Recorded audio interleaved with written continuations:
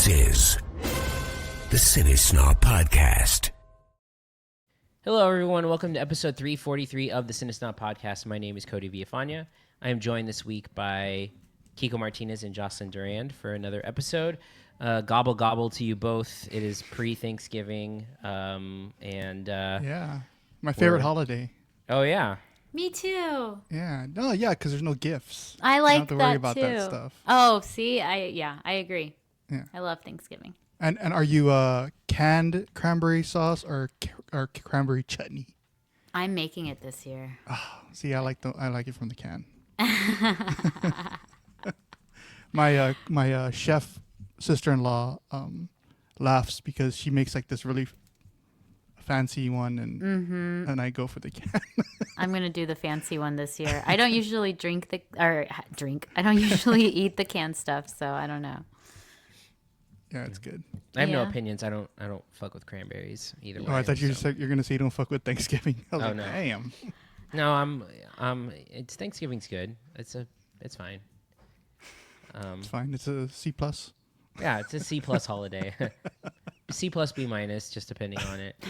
I just feel like you've got to properly do the turkey or it ruins everything, because no one wants to eat dry ass turkey breast. True. Just no good. So, You're right. Good thing that I'm not in charge of stuff like that. Good thing I'm not in charge of the big dishes. I cheat. I just do a cooked turkey and heat it up. I know a lot of people that just go. order. Yeah.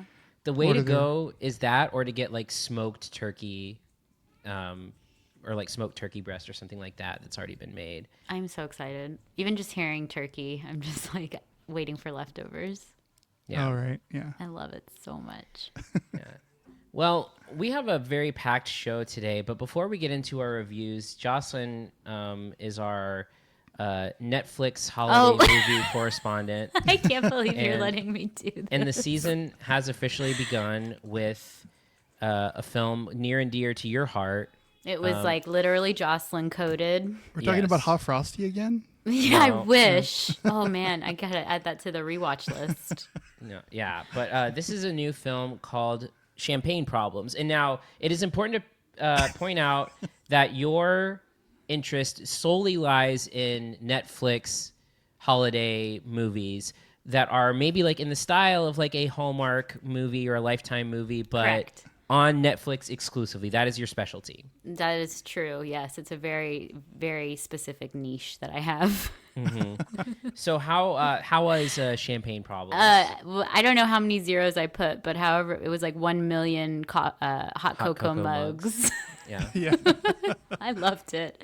It lived up to every expectation. It's of course in France, and I was like watching near Gaetan, and he actually, like, he never does this. He like came on the couch and like watched it with me because he was just like, oh, this isn't bad. And like there was parts where he was just like, wow, that's really accurate. And they said like this saying in France, and then there was even like a joke in French specifically that they didn't even have subtitles, and he was like cracking up about, and I only understood that like it meant dick.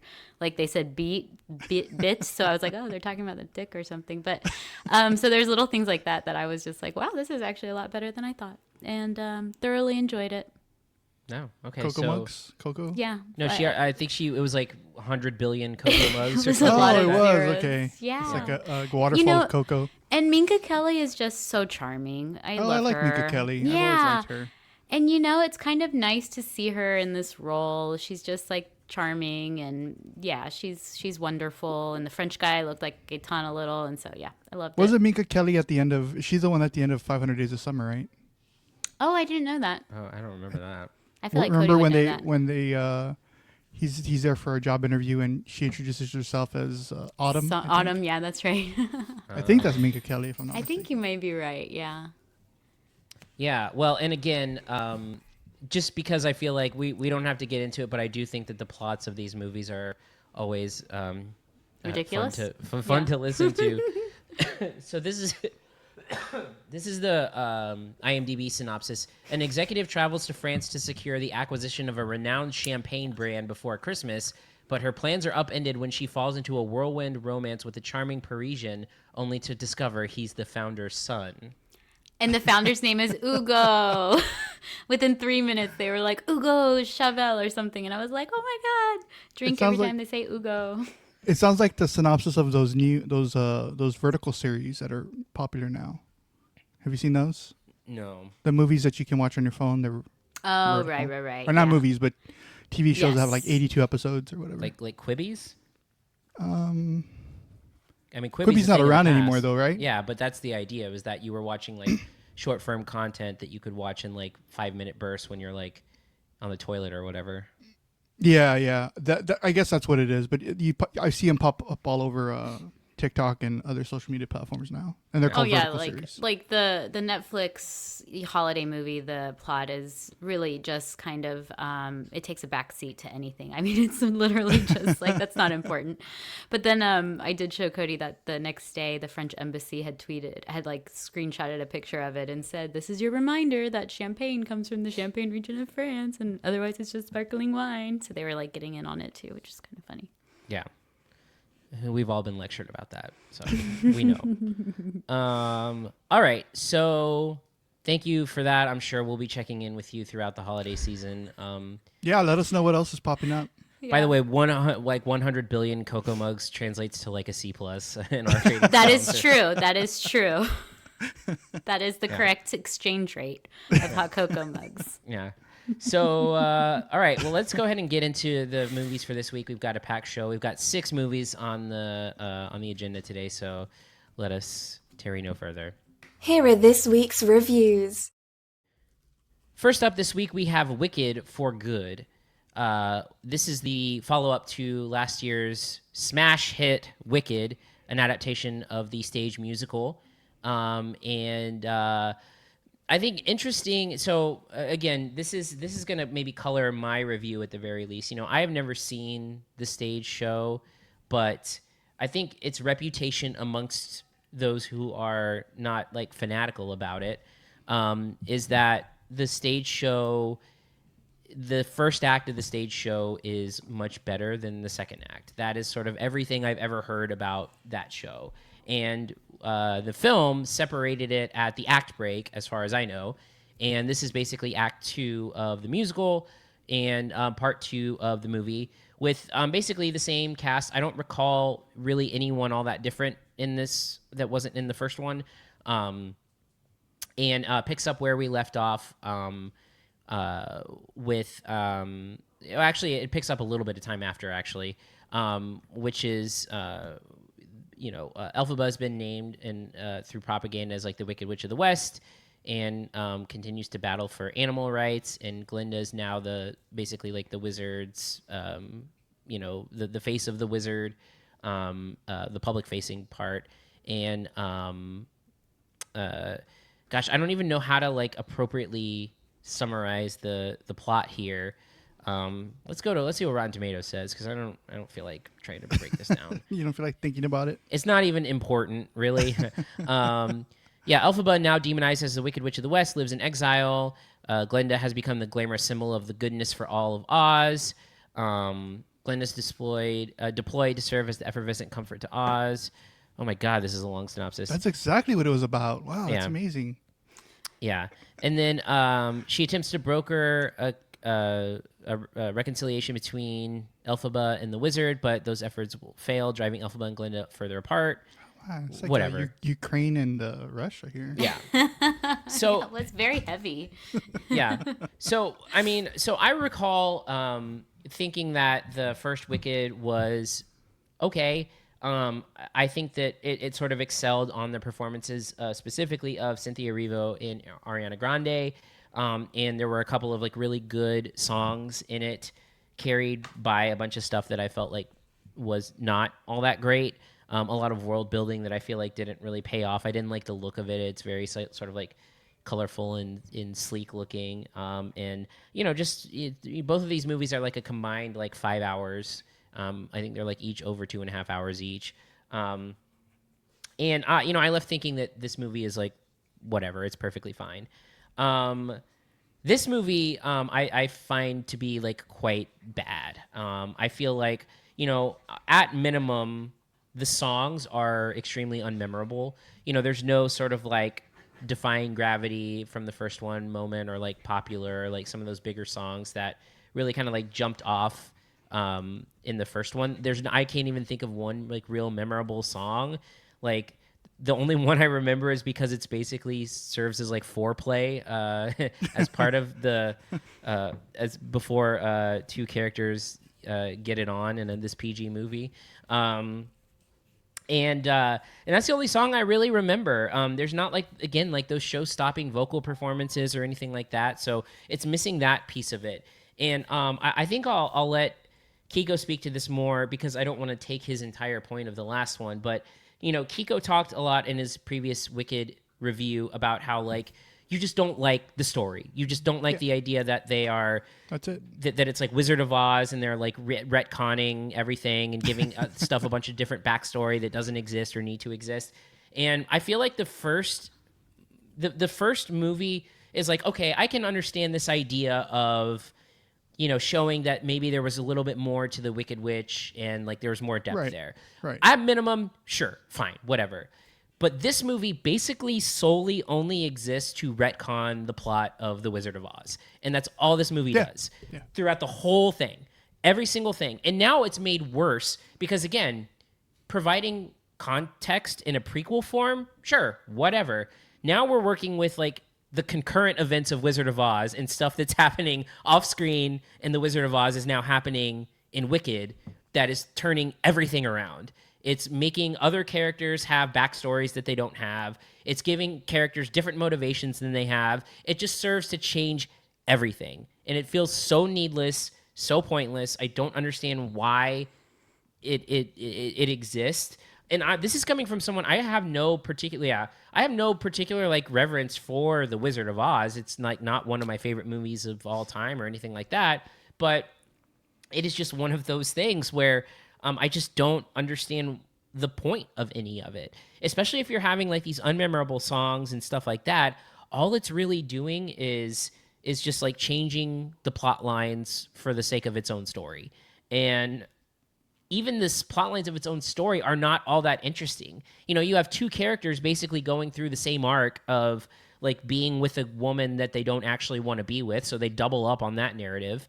You know, you have characters from The Wizard of Oz start to appear here. Basically everyone but like Dorothy is shown on screen. And like in terms of like Dorothy's never shown from like her face is never revealed or whatever. You see her walking in the background, but no full frontal.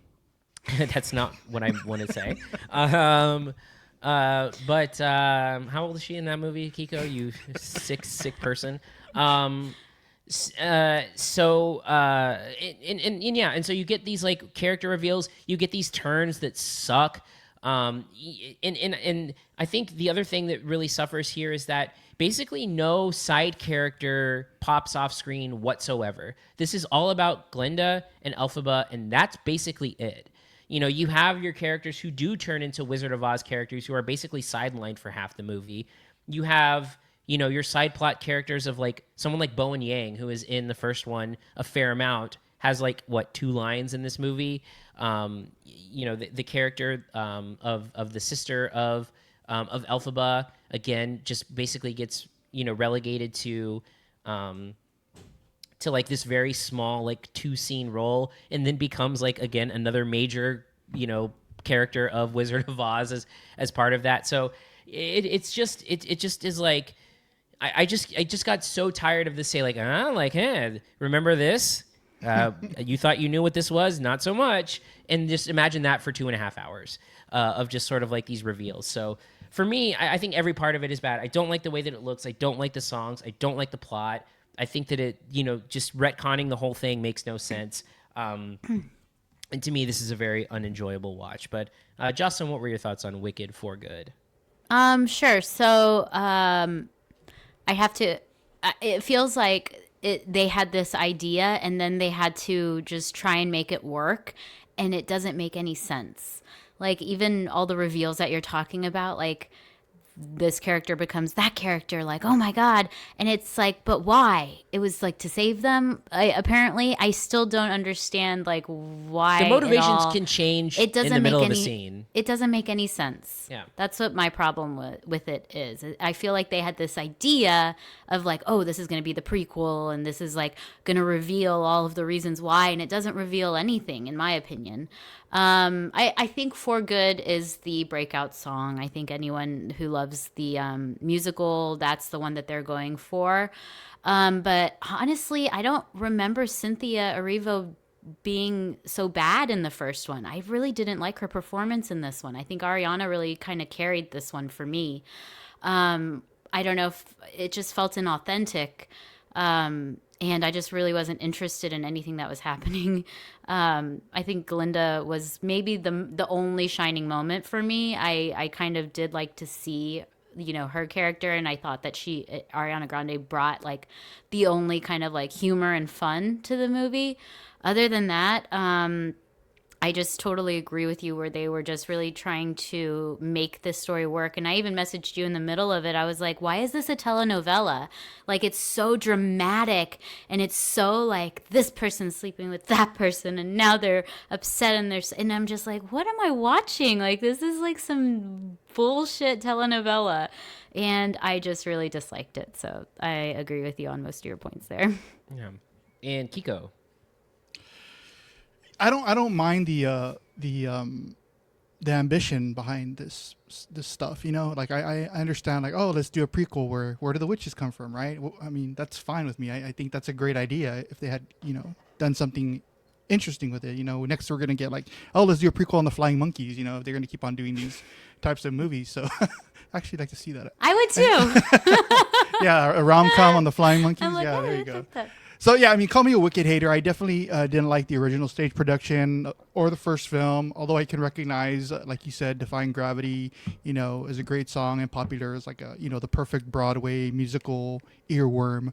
So, you know, I'm just not a big fan of the revisionist history when it comes to The Wizard of Oz. I've said before, that film was one that I grew up with. So, you know, my biggest pet peeve about the Wicked series has always been, you know, the second half of the Broadway play and now in this movie, you know, they get to a point where the Wizard of Oz story starts happening and then it messes with that narrative. And I just don't understand what the point of that is. So, I mean, fine, create your own worlds and things like that at the beginning and continue with that. But once you hit Wizard of Oz, I mean, I don't understand what the deal is with changing that up. So, and then of course all the love story stuff, I hate all that stuff, you know, the Tin Man, the Scarecrow, they're in love with the witches. For me, it's all very forced and melodramatic.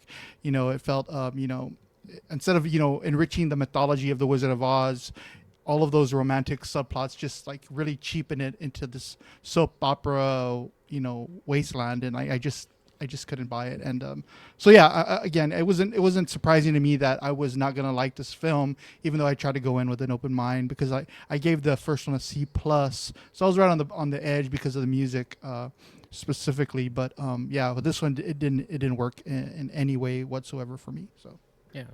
All right, we'll get into final thoughts and grades. And yeah, I mean, again, I just the whole thing just feels pointless.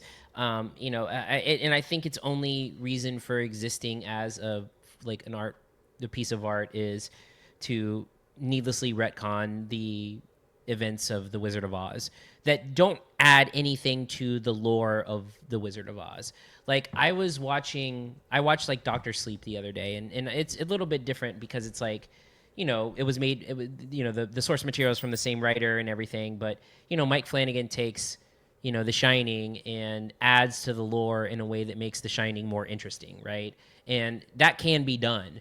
This is the example of like the complete opposite, which is just like it makes everything less interesting by giving it more detail. And it ultimately undermines what I think is, you know, most people consider to be like a classic story in classic cinema. So for me, again, nothing about this works, and I actively like hated watching it. So I'm giving this a D+. This is just trash to me. Jocelyn, your final thoughts and grade. Wow. I'm glad I forgot to make this point, but it is a perfect final thought. And I thought of this the first time when I watched part one, and when the credits rolled and someone in the theater said what? Like they didn't know it was like a to be continued. There's no reason this should not have been one movie, and I think it really actually hurt it by being two movies. It's so drawn out, and it totally ruins the just the sort of storyline and the what's the word, the momentum. I think it really should have been just one movie, and I think they could have streamlined it and it would have been awesome. That's Well, what not awesome, but really right. good. better than it is now. Watchable. And watchable is the best way to put that, because as it is now, it's just totally unwatchable. I'm gonna be a little nicer about it, just because, like I said, I did like Ariana's performance, and I do know that the music is very loved, and I'm gonna do a C-. And Kiko. Yeah, I agree with the one movie thing. They could have cut this down to 30 minutes and just tacked it on to the end. I think the movie just tries to add on all these emotional layers, and it just dilutes the story and the magic of the Wizard of Oz more than its predecessor did. So, which included songs that I at least enjoyed. So, again, I can appreciate the ambition, but just didn't do anything for me. So, I'm giving this one a C- as well. All right. Well, then we will go into our next film, Rental Family. Rental Family is a film that is co-written and directed by Hikari, who, along with Thunderbolts director Jake Schreier, directed the television show Beef on Netflix. And this is a movie about kind of like a struggling American actor played by Brendan Fraser, who is in Tokyo and working in Tokyo. And he gets hired for a Japanese company that is advertising themselves as like a rental family agency, where he begins to play roles as strangers in order to create bonds with people. And this could be like, he shows up at someone's like fake funeral, or he shows up, to pretend to be like a journalist to connect with, a former actor. And then he shows up to play the father of a girl who is looking to get into a school and looking for like a sense of stability. And in these, sort of like roles that he's playing, finds, the lines kind of blurring between reality and the work that he's doing, and helping him, sort of, find purpose and connection and all that stuff. So, it's an interesting concept for a movie for sure, especially the way that it kind of plays into Japanese culture, specifically the sort of like prominence of loneliness in Japan. I think either Sundance or South by, I can't remember which festival, but I did watch a documentary on loneliness in Japan, and it's like a very real, very severe thing where people are very isolated there. And it would make sense that people, hire, people to be their friends or their family or their girlfriends or boyfriends or whatever. And so I find that to be like an interesting, like, subject line of a movie, or subject matter of a movie, not line. I think the movie just has a level of very like earnest sweetness to it, where it's showing the sort of like bonds that, even though Brendan Fraser's character is acting, the bonds that he's creating are real for the people who he's most involved with.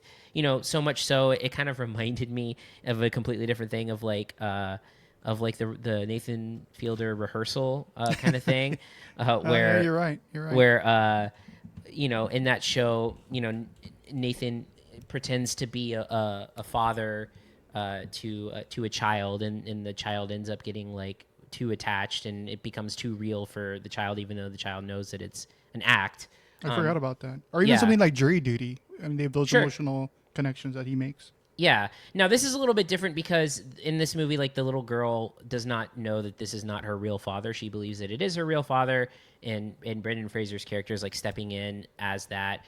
But I think that, like I said, there's an earnest sweetness to it, and I feel like there are moments in the movie where it could very easily turn into being like manipulative or even like cheesy or corny.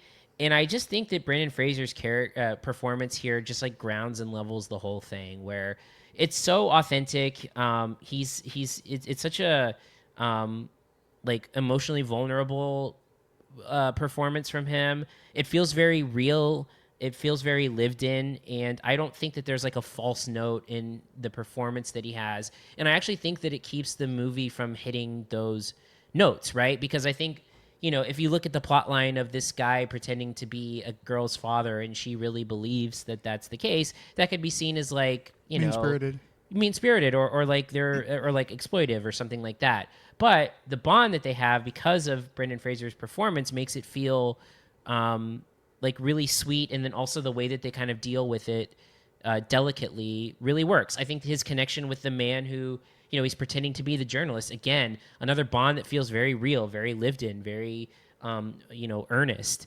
And I feel like that's the thing that kind of keeps the thing afloat. And I think he deserves all the credit in the world for keeping this movie emotionally grounded with what is like a pretty soulful performance. So it's not going to like change your life or anything. It's not like life affirming or anything major, but it is just like a really solid drama that shows like the power of connection, and I think it's underscored by just like a really great performance at the center of it. So Jocelyn, you didn't see this, but Kiko did. Kiko, your thoughts on Rental Family? Yeah, I'm just thinking a lot as you're listening or as you're talking. I'm thinking about one of the final scenes. I would disagree with you a little bit about the life affirming thing, particularly because of that journalist part. I mean, the father-son thing is really sweet. I mean, sorry, the father-daughter story is very sweet, but that ending for the journalist part is I just love that. I don't want to give too much away, but that what he says when they go to the place where he takes them was just amazing to me. So. Well, I'll start off with saying that the Renaissance continues, ladies and gentlemen. I love Brendan Fraser in this role more than I actually did in his Oscar-winning performance of The Whale. Oh yeah, don't get me started on that one. So this film reminded me a lot of the 2019 dramedy The Farewell, starring Awkwafina. So it blends this simple premise with like really emotional depth about kind of lying to people, keeping them out of the loop in certain aspects of their life, and building on that emotion. So there are a couple of points in the film that I felt a little bit 90s sitcom-y to me, but all the quirkiness, and this idea that almost feels a bit absurd if you don't really know about the things that are going on in Japan and in the aspects that Cody talked about and what they're dealing with in terms of loneliness. Like, it might feel a little bit absurd, but as it gradually unfolds, I think it really reflects and explores this idea of loneliness and the ways that people are trying to find meaning in their lives through connection. So, I was really worried about, that it was going to be, the sentimentality was going to go overboard, but the script definitely works into that emotion that it taps into. So there's nothing artificial about this at all. Brendan Fraser, of course, carries the film really lovely. It's a warm performance, and I thought it was a really, really powerful piece. So I'm going to definitely say that this one not to let pass you by, because it's a smaller movie, so it's not going to play at theaters everywhere. So we'll get into final thoughts and grades, and like I said, I think that it's again emotionally earnest and really kept afloat by a great performance from Fraser, and I think a role that I think in different hands could have gone a lot more poorly. But I think that he's got and I think part of it is I feel like he is a gentle actor and a gentle personality. And I feel like that's exactly what this role needs in order to work is to have a really gentle persona, and so I feel like it's just a great role. I totally agree with you. It's 1,000 times better than his performance in The Whale. It's multiply The Whale by 2, and that's how much better it is of a performance. I just feel like it's understated, it's quiet, but it is emotionally, impactful. So for me, I'm giving this a solid B. Like I said, I don't think it's like, I don't know that I would call it like one of the best movies of the year necessarily, but it is like very, very solid and very much worth your time. Go ahead, Kiko. Yeah, again, I was worried that it was going to be over sentimental, just based on the storyline. You think about it like, oh, this guy is coming into these different situations. It's going to be like, a montagey thing, and it's going to just not really work. But it could have fallen victim to the gimmick, but instead it turns that narrative, that really sweet narrative, into something that I thought was really emotionally rewarding myself. So I am a little bit higher than you. I'm giving this a B+. All right. So we'll go ahead and move on to our next film, and now we're going to start moving into some movies that came out last week and maybe a little before with The Running Man. The Running Man was co-written and directed by Edgar Wright and is not so much a remake of the 1987 film as much as it is another adaptation of the 1982 Stephen King novel. Is it a book? I can't remember. I think it is a full novel. And basically the plot of the movie is like, this is a dystopian kind of action movie where there's a TV network hosting really intense reality shows for people like playing for money and trying to get their families out of stuff. And the top-rated show is one called The Running Man, where these contestants have to survive 30 days while being hunted by assassins. And each day, the hunt plus their video diaries are being aired to the public. And they're trying to bring in a huge cash, reward that could change their lives. It follows a character played by Glenn Powell, who has a sick daughter, and in order to try to get him and his family out of the situation they're in, decides to go on the show, and in the process, gets put into this sort of like manipulative experience of being hunted and trying to survive. So, this is not an entirely unfamiliar storyline or thing that we've seen. Obviously, this movie was a big movie back in the day, but also I think a lot of people are very familiar with this like plot line with like the Hunger Games and stuff like that. This sort of like survival, everyone dies kind of. Yeah, well, Long Walk just happened, right? Yeah, The Long Walk, and Stephen King ripping himself off, I guess, and doing that. Edgar Wright is kind of an interesting, sort of director, because at one point I would have called Edgar Wright like my favorite director after his first 4 films, or 3 films really. I guess we can call him 4. The World's End I don't love all that much, but I think that it's still good. But his first 3, Shaun of the Dead, Hot Fuzz, Scott Pilgrim, are all like bangers for me.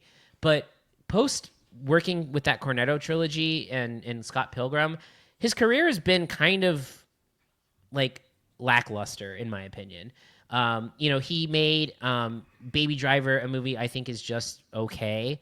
And then he made Last Night in Soho, which is what I think is his first like bad movie. I don't think Last Night in Soho works at all. And it feels like he just has not quite captured the, and I don't know if maybe like working on Ant-Man or something like changed his trajectory, but I just don't think he has quite captured the sort of heights that he is capable of. And I think this movie, unfortunately, sort of continues within that trend. The biggest compliment, and this is actually a compliment that I can pay the movie, is that the first like 30 minutes to an hour of it feel like the quintessential like 80s movie. Like it really reminded me a lot of like RoboCop and like that style of like over the top 80s cheese with like violence and sassy lines and even the way that like the reality TV stuff is presented, it just feels very 80s in a good way. I think it's like a nostalgic, enjoyable way. I think Glenn Powell is pretty serviceable in the role. I don't know that he adds a whole lot to the table here. I don't really know that a lot of the cast like really, pops as much. I mean, I think one of the better parts is like Michael Cera's run-in in the middle of the movie. I think he's pretty enjoyable in it. But the movie's just sort of like as it goes on, I think kind of like starts to wear down its welcome a little bit, where it starts to get like more, it starts off being like fun and 80s camp and, trashy kind of stuff. And then the longer it goes, the more that I feel like it becomes a little bit more generic. And I don't really know that it's themes about, either like class or what it's saying about entertainment, and what people do for our entertainment or anything like that. I don't think thematically ever really like hit hard. I think visually it's fine. There's some decent action sequences throughout the movie. I just don't know. And then there's just some like weird pacing stuff that happens for me where, like I feel like the pacing early on is pretty good, but then like it throws a wrench of like Emilia Jones is in like just the third act of the movie out of nowhere. And I don't know that like storyline like is really ever justified for where it ends up going. And yeah, I don't know, that this whole thing just felt a little bit like it's just kind of there. It definitely has like some humor within it. Edgar Wright stuff is always going to be at least moderately funny. It has like a nice 80s style aesthetic and like tone to it, but I don't know. It just never really took off for me in the way that I was hoping for. And it doesn't stand out beyond, it's just sort of like 80s style tribute. So not really enjoyable for me on the whole. But Kiko, your thoughts on The Running Man? Yeah, I mean, it's not a remake, I guess you can say technically, but I mean, it's hard not to compare it to Arnold Schwarzenegger's movie. So that's what I'm going to do. Yeah. So, the remakes of movies that are in the 80s that are action films like this don't have a great track record, in my opinion. We can see things like when they remade RoboCop or Total Recall or Roadhouse. So I was holding out hope here with The Running Man because of director Edgar Wright. I think his creativity, even if you like some of his movies or you don't like others, I think all his creativity is notables. I just can't recommend this. I mean, for me, I was missing the humor. I was missing his satirical style that he brings to all his movies. This was very glossy in comparison to the grittiness of the original. And what's worse is that he turns these bad guys into like these faceless villains, which are not as fun to me as the original villains were to an 8-year-old Kiko watching this movie when he wasn't supposed to. There's these video game style bad guys in the original that come at the end of each chapter or whatever of the movie, and it feels like a video game. At the end, you have to beat the main boss of each one of them, and with this one, it doesn't get. I don't feel like the villains are good until the very end when one of them is unmasked, and he finally shows himself, and there's a little bit of a cool personality to that. But yeah, I think the third act is the strongest part of this movie because of that, and also because of Emilia Jones. I thought she was really good in this film, but again, the storyline just doesn't. It starts off just like a punch of the gut, and all of a sudden it's over, and it's like, okay, she was great for those 20-25 minutes that she was in, but nothing else. I thought the social commentary was weak in comparison to the last one. It was surface level. The idea that he's going on this game show to pay medical bills for his kid is just, it was like uninspiring and cliche.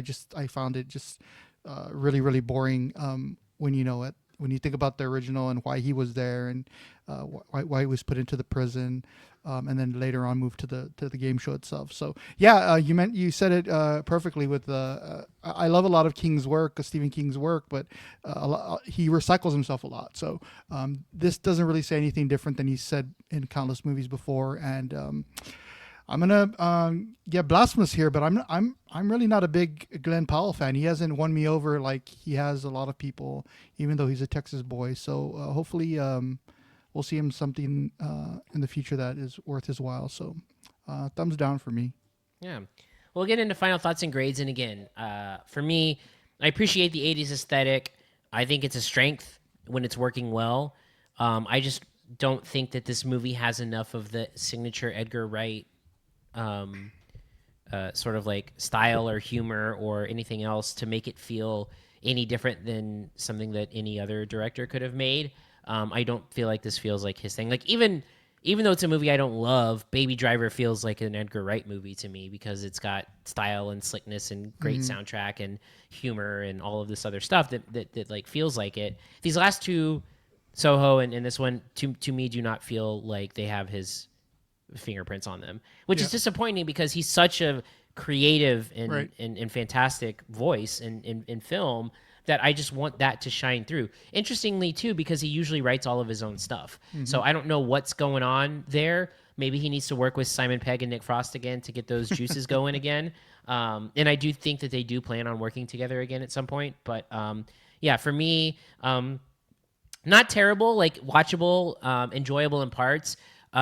C+ for me, just misses the mark. Kiko, your final thoughts and grade. I want to see if Nick Frost is still in the woodshed as a zombie. That'd be a kind of cool pickup. Probably won't happen, but yeah, same. There's spectacle here, but not in a good way.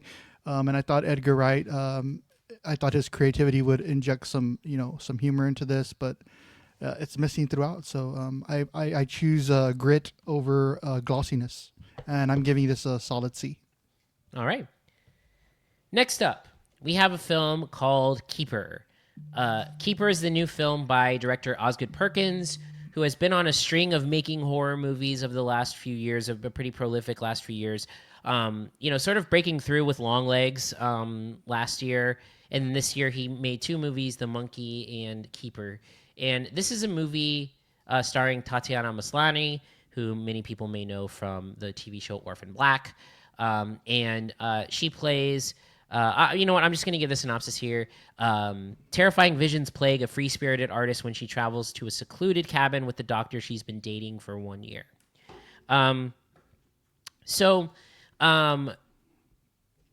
We talk about this a lot on this show, which is the concept or notion of a movie that like we forget about the second we leave the theater.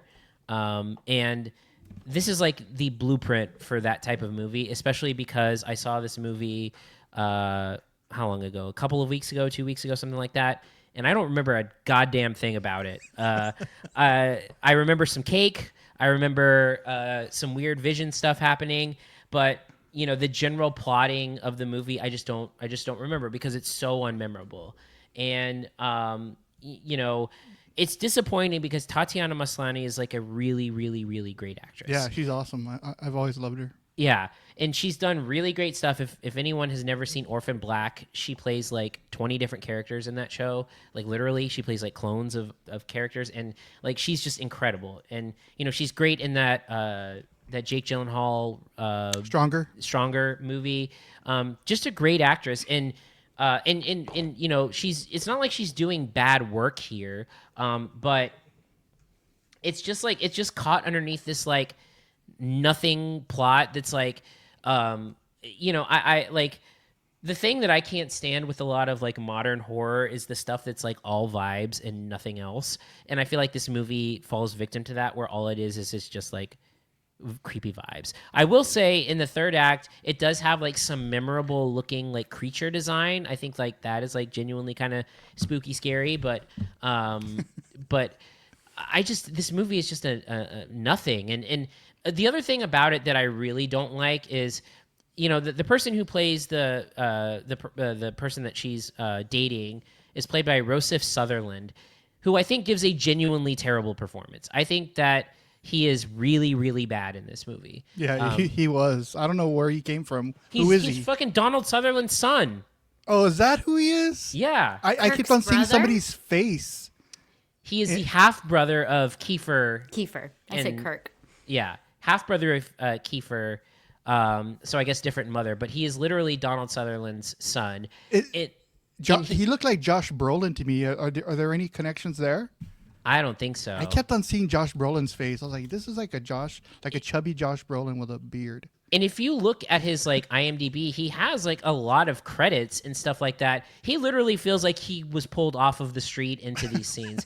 He's so so bad. Like the most unconvincing line delivery that you will see in a movie. Like genuinely brings everything down.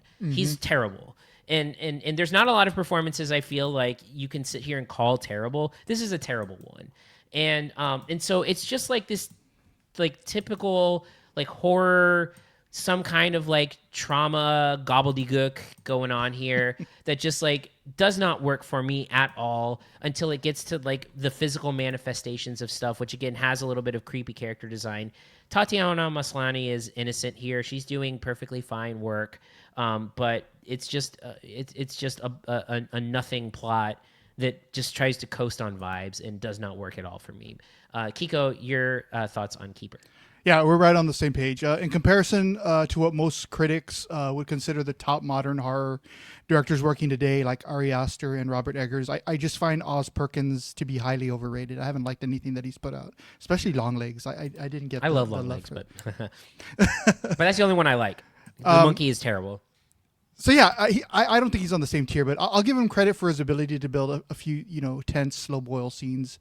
But in this one, the storytelling is thin. The intentional ambiguity is more frustrating than it is unsettling. I would say give me The Witch, give me Hereditary, give me Babadook, give me Midsommar on any day over this. So all of those are like really slowly paced, but they're uniquely meaningful in their own way, with some really some real psychological weight to support their narratives. So I'm just not an Oz.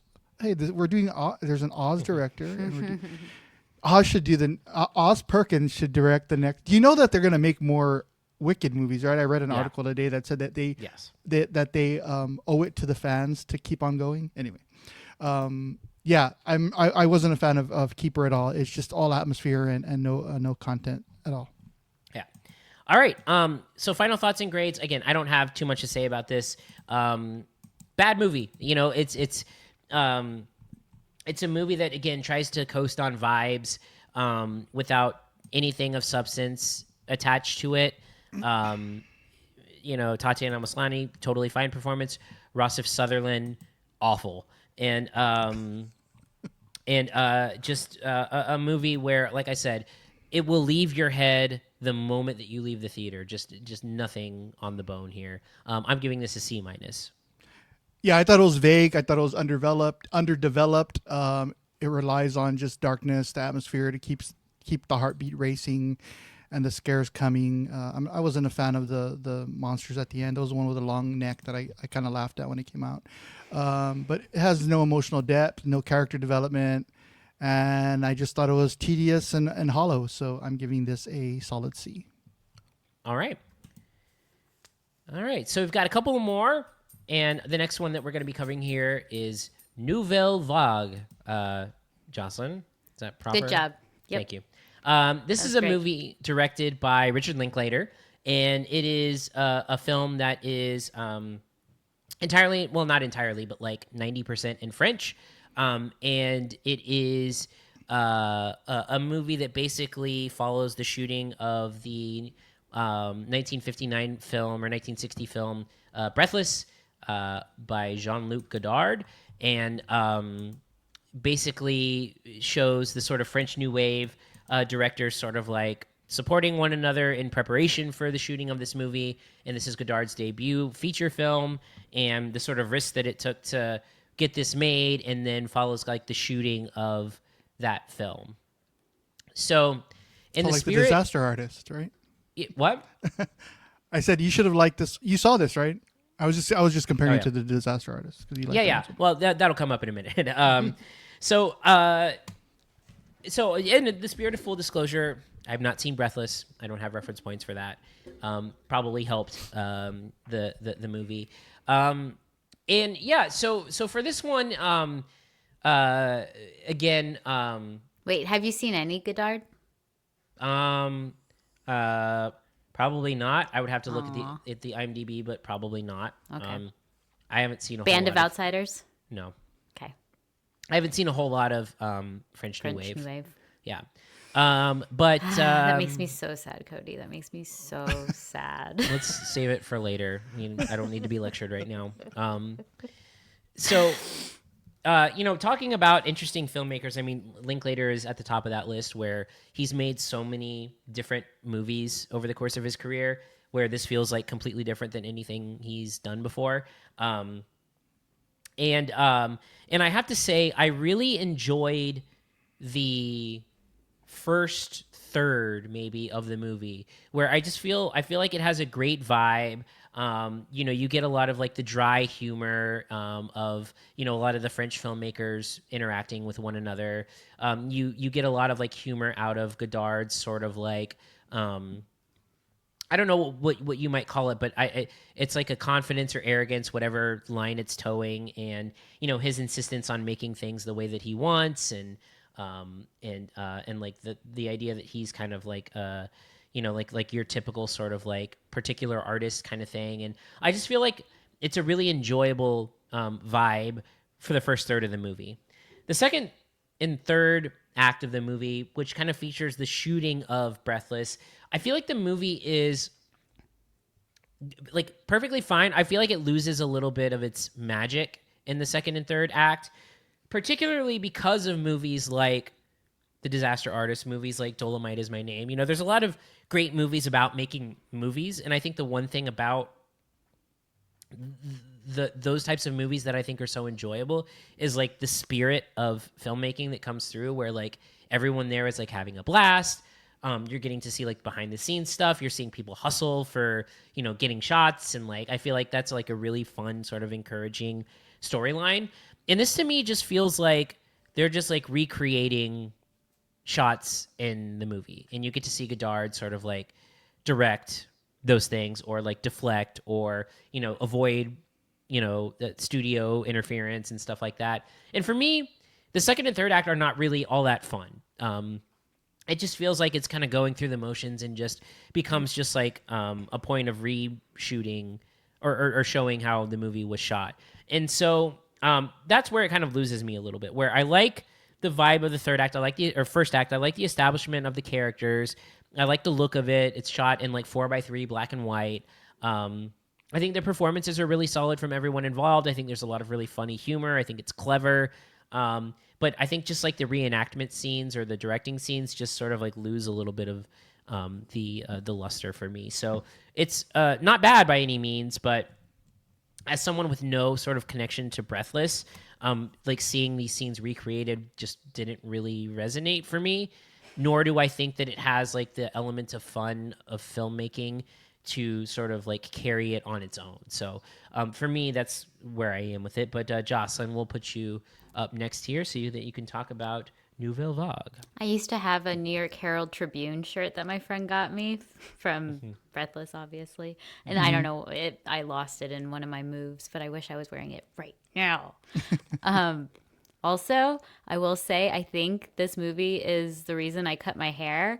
I watched Band of Outsiders when I was in college at 2 a.m. and I had a lot of wine and I gave myself bangs because of Anna Karenina. And I think this is like the Gene Seberg, but I don't have the balls to actually go as, pixie cut as she did.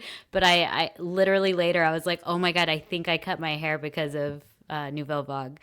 Is all the Jean-Luc Godard stuff you've seen, was that in college? Because that's where I saw it. A lot, yeah. No, he was always, as soon as I saw Band of Outsiders and I cut my hair, that was like I was in. He's my favorite. I thought you were going to say as soon as I met my husband. I saw all of it. No, Godard is my number one. Like, I've seen a lot of the French New Wave films, and he was the one that I just immediately was drawn to, I think, because when you're 20 and you're, trying to be cool. Cody knows I saw Breathless at the Alamo Draft House. Mm-hmm. It was one of their last screenings, the original Alamo Draft House on Alamo Street, not the Ritz on 6th. And they didn't give a shit about their lease anymore, so everyone was smoking in the theater, and it was like hazy, and it was beautiful, and it's like one of my favorite memories of watching a movie. So I have a lot of history with it.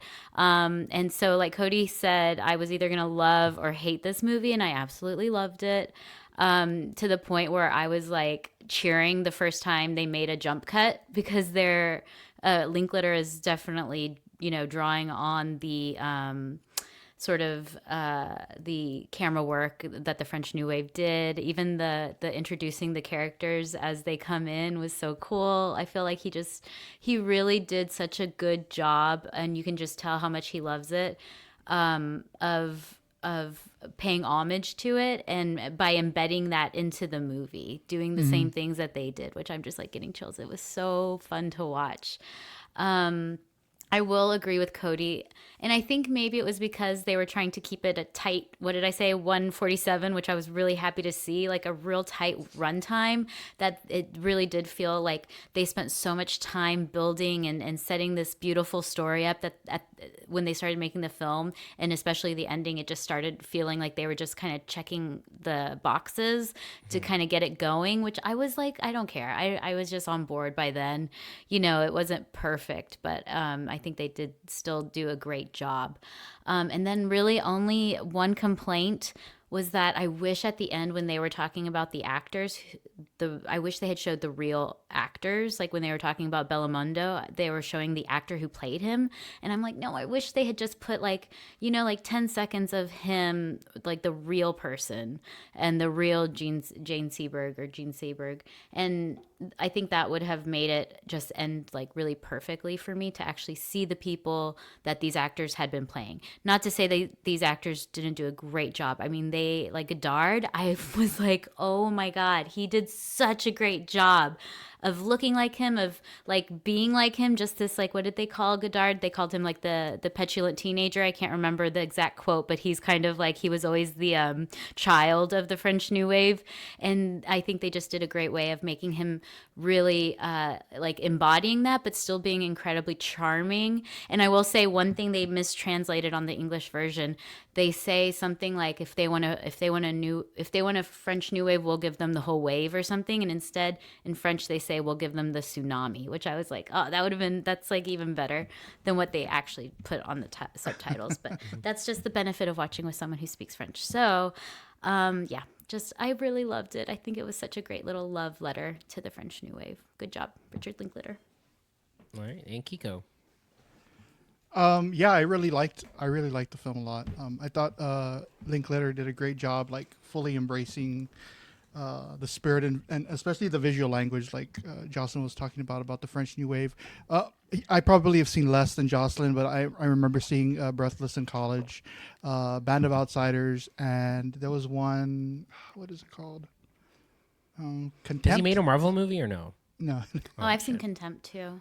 So yeah, I probably seen a couple more because I did watch a lot of that in college. And a lot of like Truffaut, probably. Truffaut is like the Steven Spielberg of the French New Wave. All the 400 Blows and the Antoine Doinel series. Right, of course, yeah. So like, I think Linklater, I think he captured that like spontaneity and that playful energy that defined those kind of filmmakers like Godard and Truffaut and those others. So, of course, I didn't recognize every single name that popped up, but I'd like to go back and watch more. So, I thought the handheld camera work, the jump cuts, the natural lighting, all of that worked. But it also, I thought, felt modern. And I really enjoy I'll talk about this later, but I got a chance to interview Richard Linklater for this. So, oh, really? I interviewed him when I was at UT. Oh, did you really? For what movie? Oh God, that's a great question. I'll have to go back. It was like 20 years ago. Yeah, this is the second time I interviewed him. I interviewed him for Boyhood and now for this. But you can tell as you're talking to him. I mean, he just has so much. And just such a so good much guy. knowledge of this. So he was talking circles around me when we were talking about it. But when you hear a director say something like, "Oh, I want to make a movie I want to make a Western like John Ford, or I want to make a horror movie like John Carpenter," and not everybody gets it right. But him saying I want to make a movie in the spirit of Godard and the spirit of Breathless. I mean, I think he had the confidence enough to pay this this homage to it, and I actually think he just gets it right perfectly. So I think whatever that, I wish I lived in that time, but whatever made that movement particularly special for the French people, French moviegoers. I think that he captured that very well in this. So yeah, I thought it was a lot of fun. I really enjoyed watching this and watching the way that the film was shot, and seeing that whole aspect of it as well was very fun for me. I interviewed him for Scanner Darkly. Ah. And like we didn't talk about that the entire, like all we did was talk about movies we liked. And I heard a recent interview with him, and it was so nice to hear. Like, he is really just like a incredibly genuinely nice person, and that's what I picked up when I interviewed him. It was just I have a friend who he's an actor that lives in Austin, and he's been in a couple of his movies. He was in the last Apollo movie. I can't remember what it was called, but it was it was set on that type of animation that he's done. And he said for that movie he went and did his audition with Linklater, and they didn't even like run lines or anything. All they did was talk and toss the football around for like 30 minutes, and then he offered him the part. So I thought that was a cool story. All right, so final thoughts, grades. So for me, I really like the first act of the movie, which is all about, setting up the vibe, setting up the characters, introducing how they like put together the team to make the movie and convince everyone to make the movie. I find the second and third act, where they're actually shooting the movie, less interesting, because I feel like it's missing a little bit of like the filmmaker spirit that kind of carries a lot of movies of similar styles or similar, stories. But that being said, I feel like Linklater does a really nice job here, and I'm giving this a B-. Jocelyn, your final thoughts and grade. It was such a perfect little love letter. I even heard in that interview I mentioned that he had used Godard's film for the movie. I don't know if he used it exclusively or there were certain scenes that he used it in, but I thought that's kind of cool too. And also I really liked Zoe Dutch. I think she did a great job as well. I think all the performances were really fantastic. I know that the French consulate had to like sign off on it, so the French actors I think were also just like perfectly cast. And I just thought it was such a little treat. I'm giving it an A-. I would love to see Zoe Dutch, right? Deutsch. I always don't know how to Zoe say it Deutsch. too. I'd love to see her get a nomination over somebody like Ariana Grande in supporting, but Agreed. Big agree on that. Yeah. So anyway, I think this film works mainly, well, not mainly, but mostly because of Richard Linklater. He just doesn't imitate the French New Wave directors. I think that he channels like a lot of it, the playfulness of it, while giving this fresh, modern take. So I thought he was confident in his directing choices. I thought he was stylish, and I think the film is really fun and whimsical. So I'm giving this a B+. All right. We will go ahead and move into our final film, In Your Dreams. And this is a movie that I did not see, so I am going to have to take one of you, Kiko, I'm putting you on the spot here to tell us a little bit more about In Your Dreams and get your thoughts on it. Yeah, I'll make it simple. The log line would be something like a sister and her little brother. They journey into the world of their own dreams, trying to look for the Sandman to grant them a wish of putting their family back together. So there's a storyline of a family that's breaking up a little bit, and then there's of course a storyline of these dreams coming to life. I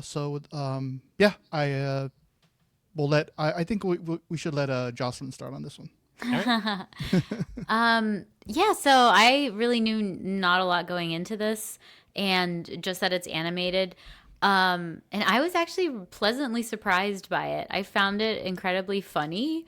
And that's not to say I find I don't really find a lot of kids movies very funny. Mm-hmm. I think the little brother character was like really hilarious, and like a real little brother, right? Yeah, and just like very genuinely funny. Like it was just like I was really enjoying watching their relationship, and listen, it gets complicated.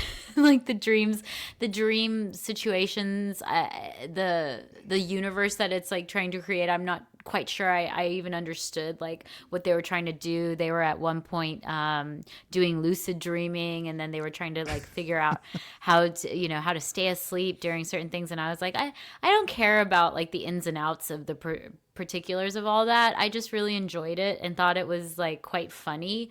And I think it did a great job of like showing like some serious issues and seeing the family come together again.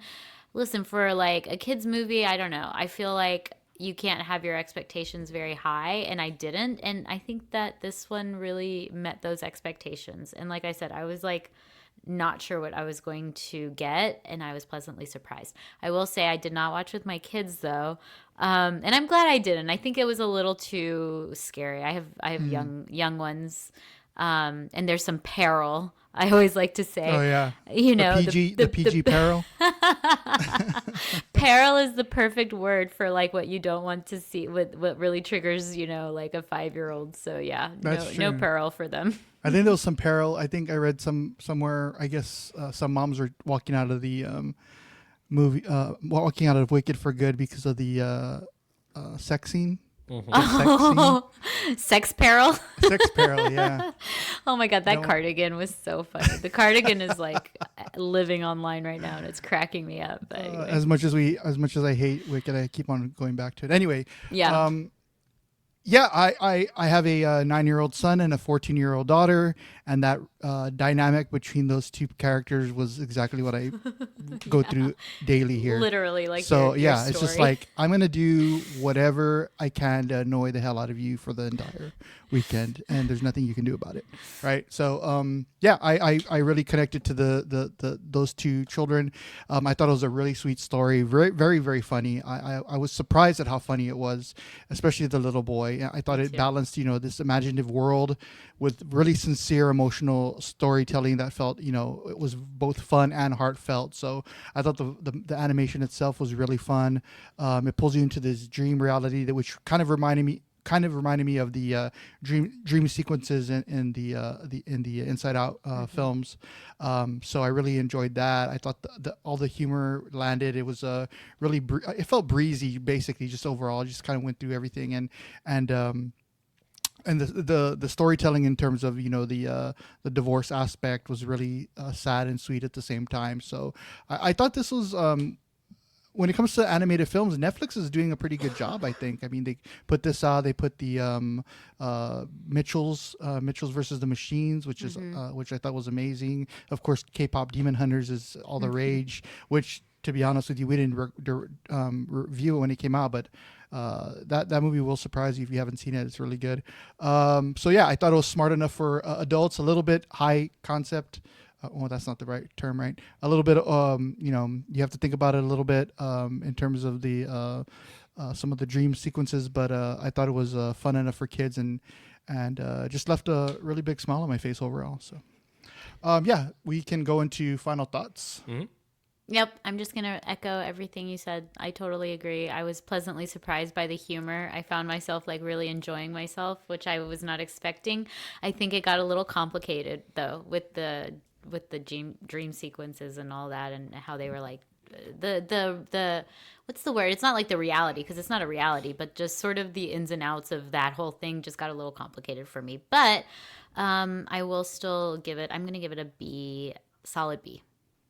Yeah, I thought it won me over because of the visuals, and it's just a very sweet, heartfelt movie. And the adventure, there's very few things that I guess parents and kids of a certain age can see together. And so I sat down and watched this with my son, and we were both just laughing throughout the whole thing, probably because he recognized himself in that character. Yeah, that sounds fun. That sounds so fun. And he reminds me of my little one too. Yeah. So I thought it just left me feeling good. And so I'm giving this a solid B as well. All right. And that's going to do it for this week. So we'll probably be taking the next week off. There's nothing really major opening. And come back the first week of December, where we have Five Nights at Freddy's 2. Wait, and, doesn't Hamnet come out this weekend? No? Not wide. Oh, okay. Yeah. I was like, wait a second. I think Hamnet is out in San Antonio the first week of December. Okay. that makes more sense. Yeah. So just to let me pull up my app here, because when we come back, we'll be doing, again, like Five Nights at Freddy's. We also have Hamnet opens December 4th in San Antonio, so we'll cover it then. Oh, good. I can mentally prepare. Yeah. And then there's some other stuff that comes out. I think Jay Kelly is out on Netflix that week, so we'll probably cover that. Let's see. There's that 100 Nights of Hero that we may be able to cover. They're doing the Merrily We Roll Along Broadway thing as well. So we'll see. We'll have some of that stuff, but at the very least, probably Five Nights at Freddy's and Hamnet at the very least. So if you want to reach out to us, you can find us at CineSnob on all social media, our YouTube channel, which Kiko, what do you got going on the YouTube? Yeah, like I mentioned before, I interviewed Richard Linklater for Nouvelle Vague. I also have an interview with the director of In Your Dreams. His name is Alex Wu. And he worked at Pixar. I looked him up. Yeah. He has his own company now, so hopefully we get some more good films from him. And then I also interviewed Scarlett Spears, who plays the young Glinda in Wicked for Good. Mm-hmm. So she's an 8-year-old actress that I was able to speak to as well. She has a small part in the movie, but it's a cute part. And also I interviewed actress Alexandra Daddario for an indie LGBTQ film called I Wish You All the Best. Oh yeah, I saw that at South by Southwest. I thought it was pretty good. Yeah, I was surprised. Movie. Yeah, I was surprised how good that was. Yeah. So. Yeah. Did that come out? I did not know that came out. Well, I think it just hit streaming. Oh, okay. Yeah, no, that's a really solid movie there.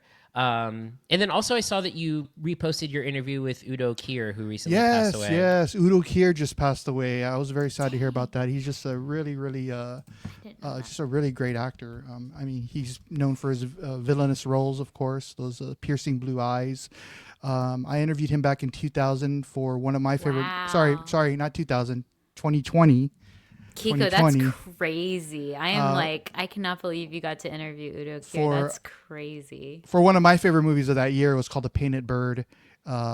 Very hard watch, but a very, very amazing film. So